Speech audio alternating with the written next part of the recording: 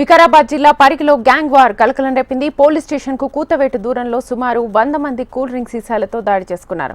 గంజాయి మత్తులో విచక్షణ రహితంగా పాల్పడ్డారు. ఓ వర్గానికి అధికార పార్టీ నాయకులు మద్దతిస్తున్నారని ఆరోపించారు.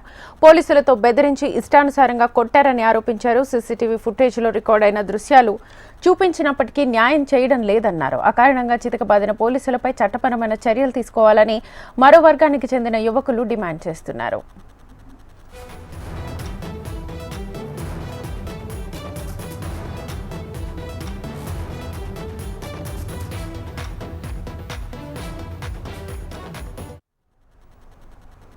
వికారాబాద్ జిల్లా పరిగిలో గ్యాంగ్ వార్ కలకలం రేపింది. పోలీస్ స్టేషన్ కు కూతవేటు దూరంలో సుమారు 100 మంది కూల్ డ్రింక్ సీసాలతో దాడి చేసుకున్నారు.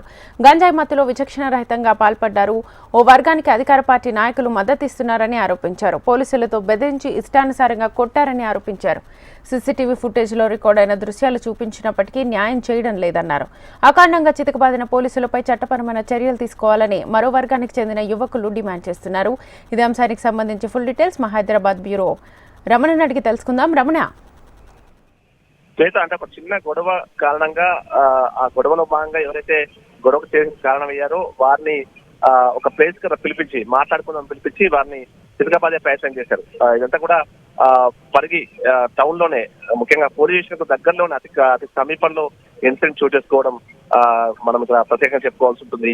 చాలా పెద్ద సంఖ్యలో వారంతా 100 మందికి పైగానే అక్కడ కుమిగూడారు.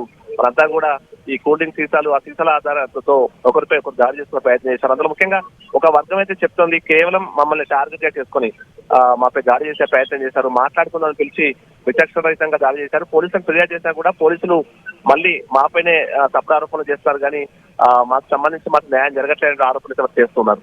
ఏదేమైనా ప్రస్తుతం ఇది రెండు పార్టీలకు సంబంధించి, రెండు అధికార పార్టీ ప్రతిపక్ష పార్టీలకు సంబంధించి, అంటే ఎవరైతే ప్రధానంగా దాడి చేశారో వారంతా కూడా అధికార పార్టీకి సంబంధించిన వారు కాబట్టి వారిపై పోలీసులు చూడనట్టుగా వ్యవహరిస్తున్నటువంటి ఆరోపణ అయితే ప్రస్తుతం అయితే బాధిత వర్గం చేస్తోంది.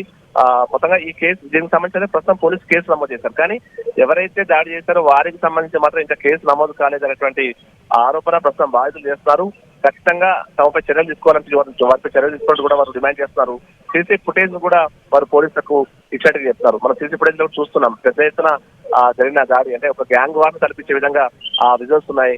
మొత్తంగా దీనికి సంబంధించి, అంటే ముఖ్యంగా పరిగి పట్టణానికి సంబంధించి ఈ ఘటన కొంత కలకలం లేదని చెప్పాలి. ఎందుకంటే లా అండ్ ఆర్డర్ ఇష్యూకి సంబంధించి కూడా, అంటే స్థానికంగా ఉన్న వారు కూడా భయభ్రాంతికి గురయ్యారు. ఇలాంటి ఇన్సిడెంట్స్ మళ్ళీ పునరావృతం కూడా చూడాల్సిన అవసరం ఉన్నటువంటి అధికారులు కూడా స్థానికంగా వ్యక్తం అవుతున్నాయి. ఇక బాధిత వర్గం అయితే చెప్తోంది, మాపై కేసు నమోదు చేశారు, కానీ మాపై దాడి చేసిన వారిపై కేసు నమోదు చేయలేదు. పోలీసులు ఇప్పటికైనా కేసు నమోదు చేయాలని కూడా డిమాండ్ చేస్తున్నారు. Right Ramana, thank you.